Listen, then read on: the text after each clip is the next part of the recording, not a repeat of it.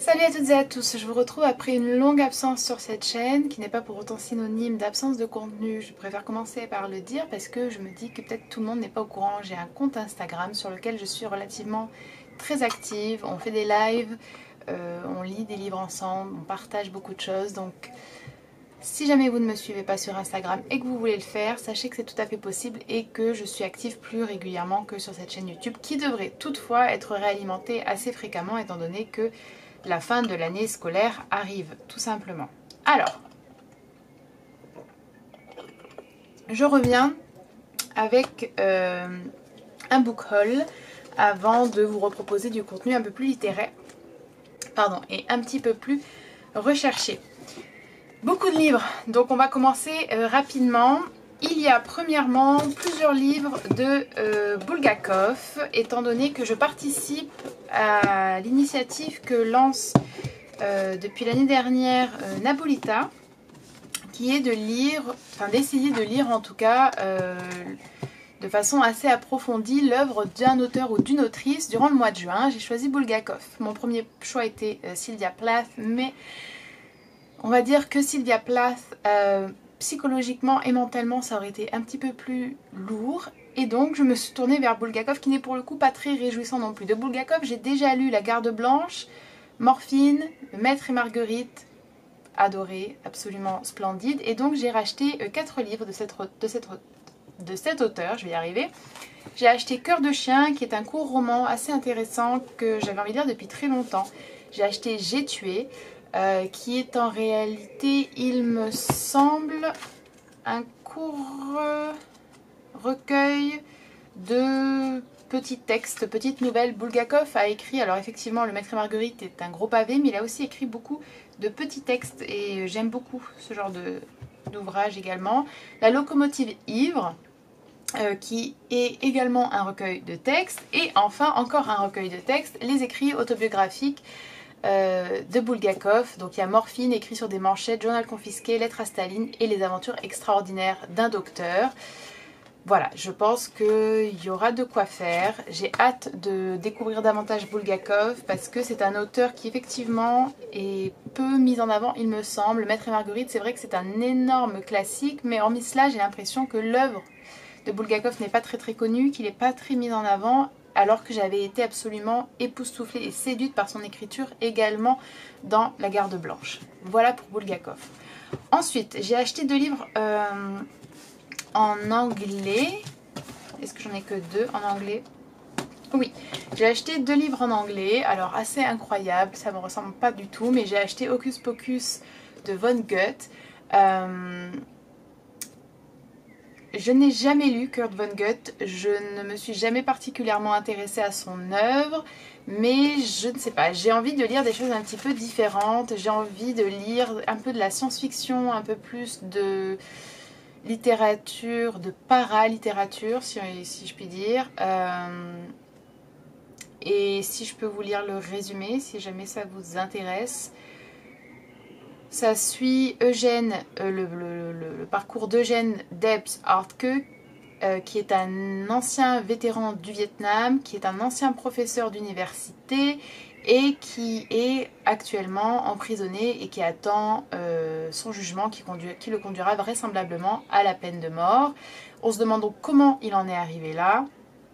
Killer of men, romancer of women, compulsive list maker, Eugene is just one more victim of the world's hocus pocus. Donc ça a l'air d'être très intéressant, pas très gai néanmoins. Je pense que ça doit être très caustique et je suis assez curieuse de découvrir cette littérature et cet auteur. Le deuxième livre en anglais que j'ai acheté, il s'agit d'un recueil d'écrits de Charlotte Perkins Gilman, The Yellow Wallpaper, Her Land and Selected Writing.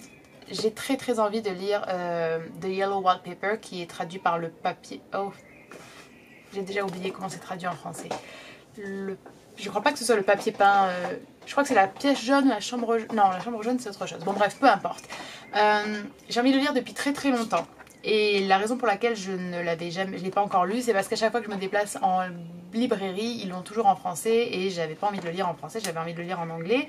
Donc j'aime beaucoup ces éditions, les Penguin Classics. Il y a en général une introduction qui est assez riche, assez bien faite et En plus, là effectivement, j'ai aussi d'autres écrits de cette autrice et je suis très très curieuse de lire Herland, qui est en fait un petit peu comme une... alors on va dire un récit de l'imaginaire dans lequel elle imagine un monde peuplé de femmes. Voilà, je pense que ça a l'air d'être très très intéressant. Et The Yellow Wallpaper, j'ai très envie de le lire parce que j'ai extrêmement envie de voir si un parallèle peut être fait avec la fin de Thérèse Desqueyroux. J'aimerais bien essayer de mettre en parallèle The Yellow Wallpaper, Thérèse Desqueyroux, la fin, et la métamorphose de Kafka. Donc on verra. Ensuite, je vais passer aux 2 derniers ouvrages de fiction, étant donné qu'après je n'ai pas acheté de fiction. J'ai acheté Les Feux de Shohei Oka. Je n'ai jamais lu cet auteur. Ça n'est pas exactement ce que je lis d'habitude. C'est une évocation terrible de la guerre et de ses ravages. Voilà, et c'est considéré comme l'un des chefs-d'œuvre de la littérature japonaise de l'après-guerre. On y suit Tamura, qui est un soldat intellectuel à la base, qui donc a été enrôlé bien évidemment dans l'armée, qui est envoyé en Philippines, pays différent, végétation très différente, etc. Et qui est confronté aux horreurs de la guerre, donc la torture, la violence, la faim, et finalement la folie. Voilà. Je suis très curieuse de voir ce que ça peut donner. Je pense, connaissant la littérature japonaise et ayant lu des ouvrages qui traitent de la guerre écrits par des auteurs japonais, je pense que ça va être très très lourd et très très violent. Et très pesant. Voilà. Donc voilà, je pense que je lirai ça quand je me sentirai relativement bien. Et puis, chose assez incroyable, j'ai acheté une BD ou un roman graphique. Je dois vous avouer que je ne sais toujours pas trop quelle est la différence. J'ai acheté Prendre refuge de Zeina Abirached et Mathias Hénard. J'ai envie de lire un petit peu plus de romans graphiques, un petit peu plus de BD. J'avais lu Somnolence, qui m'avait été envoyé par les éditions Actes Sud, que j'avais absolument adoré. Je vous le recommande vraiment vivement. C'est un très très beau, une très très belle BD, un très très beau roman graphique. Je ne sais pas, je pense que c'est plutôt une BD parce qu'il y a très peu de texte. Je ne sais pas si c'est là que se fait la différence, mais j'avais adoré les dessins. J'avais trouvé ça extrêmement inspirant. Et là, je suis rentrée dans une petite librairie qui est située juste derrière le Panthéon, qui s'appelle Tram, qui est une librairie café. Et je me suis décidée pour... Prendre refuge, qui en fait est un texte qui suit, bon, je vais vous lire pour que ce soit plus simple. 1939, Afghanistan, une voyageuse européenne tombe amoureuse d'une archéologue alors que la radio annonce le début de la Seconde Guerre mondiale. 2016, Allemagne, Karsten, jeune homme passionné d'Orient, rencontre Neyla, une réfugiée syrienne dont il s'éprend malgré leurs différences. À travers ces 2 récits entremêlés, 2 histoires d'amour atypiques se tissent au fil des pages, alliant les contraires et rapprochant des êtres qui n'auraient jamais dû se croiser. Ça m'a l'air extrêmement beau, extrêmement doux. Au niveau des dessins, c'est un petit peu comme ceci. Ça rappelle assez quand même Persepolis. C'est pas exactement, on va pas se mentir, ce qui me plaît le plus. Mais je pense que ça peut quand même être assez intéressant et je pense qu'une certaine poésie se dégagera en fait aussi de ce choix graphique et qui ira très très bien avec les récits en eux-mêmes. Voilà, je suis très curieuse, j'ai envie d'en lire plus. Passons donc aux 4 derniers livres que j'ai achetés. Hop, hop, hop, hop, hop. Je vais juste boire un petit peu avant. Qui sont des ouvrages de théorie littéraire et d'histoire littéraire. J'ai acheté cet ouvrage sur la littérature frénétique par Anthony Glinoer. Alors, en fait, ça m'intéresse énormément parce que j'ai lu... attendez, je reviens. J'ai lu Le Monstre de Camille Baudin, publié ici aux éditions Talent Haut dans la collection Les Plumées. Ils font un travail super pour mettre en avant des autrices qui ont été oubliées ou qui ne sont pas assez lues. Et en fait, ça c'est un livre qui est emblématique de la littérature frénétique. C'est, vous savez, vraiment ce roman un petit peu gothique, enfin ces textes gothiques mais qui sont encore un peu plus kitsch, j'ai envie de dire, que le gothique. Et je trouve ça passionnant en fait. Je crois que je m'intéresse vraiment de plus en plus en fait aux enfin, je sais pas si on peut vraiment parler de paralittérature, mais je m'intéresse vraiment à ces littératures un petit peu oubliées, ces littératures qui sont un petit peu hybrides, un petit peu kitsch et qui sont considérés peut-être à la limite du mauvais goût. Je ne sais pas si c'est très clair ce que je dis. Et donc cet ouvrage m'a paru très intéressant. En fait, si vous voulez, le sommaire, c'est vraiment ce qui m'a convaincue. Alors pour vous donner une idée, il nous parle du roman gothique évidemment et ses correspondants, il parle de Sade, après il nous parle de l'école frénétique avec le modèle de paralittérature, justement les contes horrifiants, l'influence du romantisme sur ce roman frénétique, il parle des hybridations, il parle du conte de Monte Cristo, la littérature industrielle, les stratégies, etc. Bref, je pense que ça a l'air d'être... Enfin, je pense que c'est très intéressant. Je n'ai pas encore commencé la lecture. J'essaierai sans doute de vous en parler dans une vidéo qui sera voilà, un petit peu centrée autour de cette question-là. Et puis de la question du goût, de la question du classique, du canon, de la marge en littérature. Je pense que ça peut être passionnant pour le coup. Là, j'ai acheté un livre qui clairement... je ne sais pas si ça intéressera quiconque sur cette chaîne, mais c'est pas grave. J'ai acheté De l'Égypte à la fiction, récits arabes et européens du XXe siècle. Ici aux éditions Classiques Garnier, écrit par Ève de Dampierre Noiret. À l'époque où l'orientalisme se fissure et où l'Égypte conquiert son indépendance, écrivains égyptiens et européens racontent sa transformation. Dans leurs récits où se côtoient romans, essais et poésie, ils projettent leur fiction sur son paysage et son histoire, tentent de décrire ce pays d'une révolution à l'autre, à la lumière de son passé prestigieux et de l'avenir qui se dessine sous leurs yeux. Les textes de Mahfouz et Aslan, de Khosri et Al-Karat rencontrent ici ceux de leurs contemporains, Durel, Ungaretti, Limbourg et Butor, dialoguant avec l'histoire, l'anthropologie, les imaginaires de l'Orient et la théorie postcoloniale. Ils dévoilent leur poétique singulière de l'Égypte et proposent un nouvel éclairage sur ce pays. Voilà, vous savez que j'aime beaucoup la littérature arabe en général et que j'aime tout particulièrement effectivement la littérature égyptienne. Et je n'ai pas pu résister quand j'ai vu ce livre à moins de 10 €. C'est toujours génial en fait je trouve de trouver des ouvrages sur des sujets quand même assez niches. Et puis alors pour le coup c'est vraiment bien parce que les citations, bon, vous ne pouvez pas voir là mais je vous le dis, les citations sont en arabe et puis effectivement avec la traduction française en dessous. Donc voilà, moi je ne lis pas l'arabe bien évidemment, mais je trouve que ça atteste aussi du sérieux quand même de la recherche pour ce genre d'ouvrage. Donc voilà, si je peux vous donner encore quelques titres. On parle du roman égyptien et de la conscience nationale, on parle de l'orientalisme à l'ère du soupçon, des regards européens, de la naissance d'une écriture plutôt sédentaire et de la ville moderne dans l'écriture de l'Égypte. Bref, je suis absolument très enthousiaste, absolument très enthousiaste. Et ensuite, bon alors je vais finir avec...